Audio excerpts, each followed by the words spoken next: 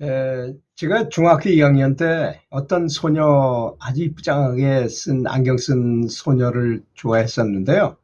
10초 이상 그녀 생각을 아니할 수 없더라고요.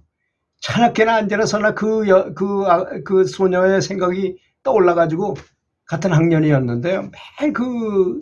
그리고 학생들이 이렇게 가면 집 창문을 통해서 그녀가 지나가는 거를 다 모든 여학생들이 다 그녀처럼 보이고 그랬던 첫사랑에 정말 열정을 느꼈던 그때가 있었어요. 그리고 다른 것을 보더라도 그녀의 영상이 가득하게 이렇게 눈에 떠올리고 뭐 이런 때를 그녀만이 생각했던 생각이 나요. 자, 이제 그녀를 내 자성불이라고 떠올리고 한번 생각해 볼 필요가 있는 때를 만난 것 같아요. 드디어 자성불을 옛날에 첫사랑일 때 그 여학생을 생각하듯이 다시 한번 떠올려 아주 그렇게 영상을 아주 생생하게 생각하면서 바로 눈앞에 있듯이 떠올리면서 연구를 해야 될 것이라고 생각합니다. 여기서 이제 우리가 한번 생각해 봐야 될 인도의 그 속담 같은 말이 있는데요. 그 말이 참 재밌는 말입니다.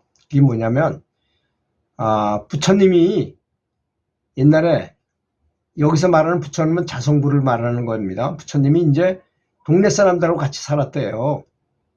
그래 이제 사람들이 오면 뭐 가르쳐 주기도 하고 부처님이니까 뭐 뭐든지 다 알잖아요. 그래서 와서 질문도 하고 근데 사람들이 너무 많이 찾아오더라는 것입니다. 그래서 야, 이게 사람들이 너무 많으니까 너무 골치 아프구나. 아이고 혼자 조용히 살아야 되겠다고 히말라야 산으로 올라갔어요. 그런데 한동안 히말라야 산은 어떻게 올라옵니까? 사람들이 감히. 사람들이 안 오더라도 너무나 행복했어요. 이 부처님이. 그런데 어떤 또 다 도를 깨닫다가 난리치는 어떤 열혈 도반들이 수행자들이 거기를 올라와가지고 부처님이 히말라야에 계시다 소문이 나니까 또 벌떼처럼 몰려오더라는 겁니다. 그래서 뭐 질문하고 너무너무 힘들어요. 그래서 궁리하다가 이 부처님이 생각하다가 바다 밑으로 들어갔어요. 바다 밑 깊은 곳에 가서 계셨어요. 그랬더니 사람이 어떻게 바닷속을 들어옵니까? 그죠? 근데 그것만 연구하는 사람이 바닷속에 신이 계시다 소문을 듣고 그것만 연구하는 사람이 또 이번에 어떻게 했느냐. 잠수정을 만들었어요. 그 옛날에 벌써. 잠수정을 만들어가지고 그 잠수정을 타고 들어가서 또 부처님을 찾아가서 질문하고 또 나중에 또 깨닫게 해달라고 또 트집을 잡고 계속 물어보고 하더라는 것입니다. 그 소문이 나니까 또 사람들이 벌떼처럼 바닷속으로 들어오더라는 거예요. 역시 바닷속도 편안하지 못하구나 하는 생각이 들어서 이 부처님이 생각하다 못해 사람 마음속으로 들어가 버렸어요. 등하불명이라고. 바로 마음속에 들어가니까 이 사람들이 하나도 못 찾는 거야 자기를. 마음속에 들어가 있으니 마음속에 부처님이 있는데도 있는지 없는지도 알지도 못하고 그냥 잘 살고 있더라는 거야. 먹으러 다니고 뭐 이성 만나러 다니고 뭐 재밌게 지나고 뭐 이러느라고 아니 안에 부처님이 있는데도 전혀 알지 못하더라는 것입니다. 바로 우리의 부처님 자성불은 우리 마음속에 있습니다. 마음속에 그대로 있는데 그 수도 없이 들었죠 우리는. 그런데 에고 때문에 우리가 생각하는 안이비설신이로 보고 듣고 느끼고 하는 이 정보기관으로 들어오는 것 때문에 거기에 마음이 매혹돼 가지고 이 안에 있는 자성불이 있는지 없는지를 전 생각도 못하고 살고 있다는 것입니다. 그래서 나미아불타불을 부르거나 관세음보살을 부르면 자성불을 깨우는 거거든요. 그게 사실은 넓은 취지로 보면 그렇습니다. 관세음보살님이 저 바깥에 있는 걸로 우리는 생각하고 관세음보살님은 부르지만 실제로는 관세음보살을 불러도 자기 자성불을 부르는 거나 마찬가지예요. 그 피해 다니던 그 바로 부처님을 깨우는 것입니다. 관세음보살님도 보살이라고 말했지만 사실은 부처님이세요. 근데 중생들이 사람들이 보살을 더 쉽게 가까이 가기 쉬운 존재라고 알기 때문에 그냥 관세음보살이라고 말한 거죠. 관세음 부처님입니다. 원래는. 하여튼 관세음보살님을 부르든 남의 아불타불을 부르든 상관없이 이렇게 열심히 부르고 그렇게 개념을 잡고 확실히 알고 이렇게 아까 제가 얘기한 것처럼 첫사랑하는 애인을 만나고 싶어 하듯이 또는 소크라테스를 찾아간 도를 깨닫기 위해서 소크라테스를 찾아가서 어떻게 하면 선생님 도를 깨달을 수 있습니까? 그러니까 일리 따라와 하더니 강가로 데리고 가더니 어떻게 했다고요? 머리를 쳐박어. 그랬다가 숨을 못 쉬겠으니까 이제 들어 올리려는 걸 약간 들어 올려줬다가 다시 꽉 쳐박아. 그러니까 정말로 숨이 차가지고 죽을 것 같을 때 탁 꺼내면서 여보게 지금 죽을 뻔했었지? 바로 이런 마음으로 염불하게 그러면 반드시 깨달음을 얻을 수 있을 것이네. 이렇게 좋은 가르침이 어디 있습니까? 사실 그렇잖아요.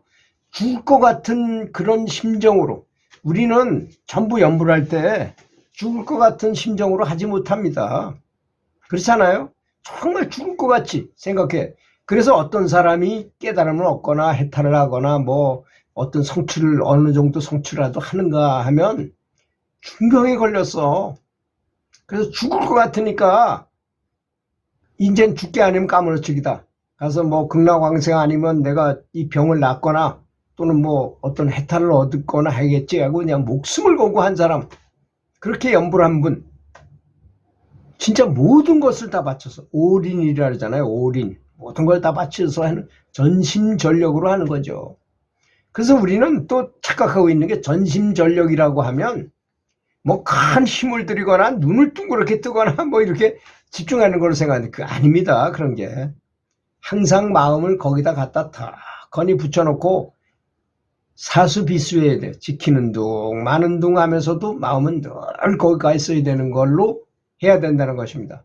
이게 묘리예요. 이걸 모르고 염불하시는 분은 또 너무 집중해서 뭔가를 하려고 그러다 보면 오히려 마장이 생겨요. 잘못돼요. 또 뭐 혈기가 탁 올라 상기병이 걸린다든가 또 여러 가지 말 못할 만한 여러 가지 잘못된 것이 생겨요. 그래서 편안한 마음으로 사수비수 지키는 둥 마는 둥 하는지 안 하는지 모르게 제가 늘 얘기했죠.